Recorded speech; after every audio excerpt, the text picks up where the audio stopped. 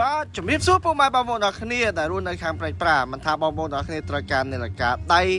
បរោះនារីទាន់សម័យគ្រប់ប្រភេទគឺខាងយើងមានលក់ទាំងអស់អ្វីដែលលើសជំនាញទៅទៀតគឺ accessory ទូរស័ព្ទគឺយើងមានខ្សែសាកឆ្នាំងសាកសំបកទូរស័ព្ទបាទបងប្អូនទាំងគ្នាអាចបរោបានមានច្រើនប្រភេទដូចអ្វីកំពុងតែធ្វើការបង្ហាញអញ្ចឹងបាទអូហូយគឺច្រើនមែនតើបងប្អូនទាំងគ្នាមានសម្បកមានអីច្រើនណាស់កុំភ្លេចបើត្រូវការអាចមករកទិញបាននៅខាងបុនឡាយម៉ាតចាប់ពី1000រៀលឡើងទៅហើយផ្សេងមានទៀតយើងមានវ៉ែនតាគ្រឿងកលៃក្រវិលអូហូយថែមទាំងមានអីគេនេះគេក្រែមសម្រាប់រីមិនថារោមភ្នែកកញ្ចក់ដៃតជែលតអីសម្រាប់ក្មេងលេងសម្រាប់ឪពុកម្ដាយតែកូ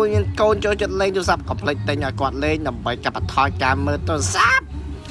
ហើយខ្សែក្រវ៉ាត់ស្បែកជើងមួកក៏មានដែរបងប្អូនអរគ្នាมันអាចមើលរំលងបានទេរំបានទាំងអស់នេះគឺយើងមានច្រើនណាស់ទឹកអប់បាទទឹកអប់អញ្ចឹងកុំភ្លេចបើត្រូវការទីតាំងគឺនៅខាងសាខាប្រៃប្រានៅជាប់នឹងវិហារចាមបាទបងប្អូនអរគ្នាមិនជាប់នៅក្បែរនឹងវិហារចាមកុំភ្លេច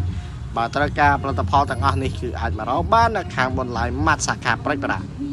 តែមានទីតាំងនៅលើ Google Map អាច search រកក៏បានដែរបងប្អូនអរគ្នាកុំភ្លេចបើត្រូវការមករកបានអរគុណច្រើនបាយបាយ